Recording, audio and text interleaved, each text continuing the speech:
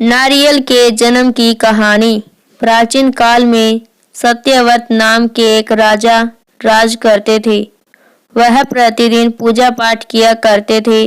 उनके पास किसी भी चीज की कमी नहीं थी। वह धन दौलत से लेकर हर प्रकार की सुविधा से समृद्ध थे। हालांकि इसके बावजूद भी राजा की एक अभिलाषा थी जिसे वह पूर्ण की चाह रखते थे। दरअसल राजा सत्यव्रत को किसी प्रकार से स्वर्गलोक जाने की इच्छा थी। वह अपने जीवन में कम से कम एक बार स्वर्गलोक के सौंदर्य को देखना चाहते थे, लेकिन उन्हें इसका मार्ग नहीं पता था। इधर दूसरी तरफ ऋषि विश्वामित्र अपनी तपस्या के लिए घर से बाहर निकले। चलते चलते वह अपनी कुटिया से काफी आगे चले गए। काफी समय बीत गया लेकिन वह नहीं लौटे। इस कारण उनका परिवार भूख और प्यास से तड़प रहा था।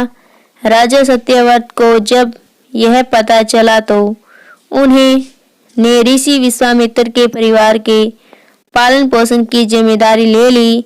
कुछ समय बाद जब मुनिवर लौटे तो वे अपने परिवार को कुशल देख काफी प्रसन्न हुए। उन्होंने पूछा कि उनकी अनुपस्थिति में किसने उनकी देखभाल की। इस पर ऋषि के परिवार वालों ने बताया कि राजा ने उनके पालन पोषण की जिम्मेदारी उठाई थी।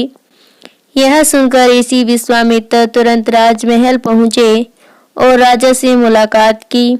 वहां पहुंचकर उन्होंने सबसे पहले महाराज को धन्यवाद कहा। इस पर राजा ने ऋषि अपनी इच्छा पूर्ण होने का आशीर्वाद मांगा। राजा की बात सुनकर ऋषि विश्वामित्र ने कहा, बोलिए महाराज, आपको क्या वरदान चाहिए। तब महाराज ने कहा, हे मुनि, मुझे एक बार स्वर्गलोक के दर्शन करने हैं। कृपया करके मुझे वहां जाने का वरदान दे।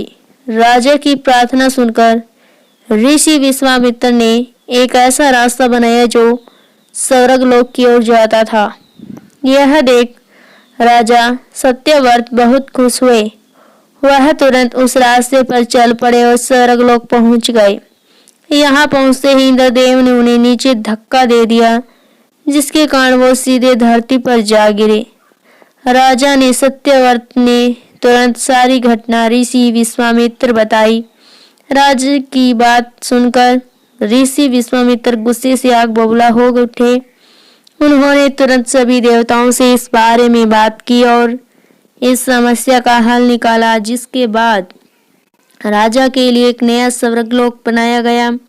नए स्वर्गलोक को पृथ्वी और देवताओं के स्वर्गलोक के बीचों बीच स्थापित किया गया था ताकि किसी को परेशानी न हो। नए स्वर्गलोक से राजा सत्यव्रत को बहुत खुश हुए, लेकिन विश्वामित्र को एक चिंता लगातार सता रही थी। उन्हें डर था कि नया स्वर्गलोक कहीं जोरदार हवा के कारण गिर न पड़े। अगर ऐसा होगा तो राजा सत्यव्रत दोबारा से धरती पर जा गिरेंगे। काफी सोच विचार के बाद ऋषि विश्वामित्र को एक उपाय सूझा। उन्होंने नए स्वर्गलोक के नीचे एक बहुत लंबा खंभा लगा दिया ताकि उसे सहारा मिल सके। ऐसी मान्यता है कि नए स्वर्गलोक के नीचे लगाया गया खंभा एक विशाल पेड़ के तने के रूप में बदल गया। यही नहीं, कुछ समय पश्चात जब राजा सत्यव्रत की मृत्यु हुई तो उनका सिर एक फल में तब्दील हो गया। सभी से इस खंभे को नारियल का पेड़ कहा जाने लगा, जबकि राजा का सिर नारियल के रूप में जाना गया। यही कारण है कि नारियल का पेड़ इतना लंबा होता है।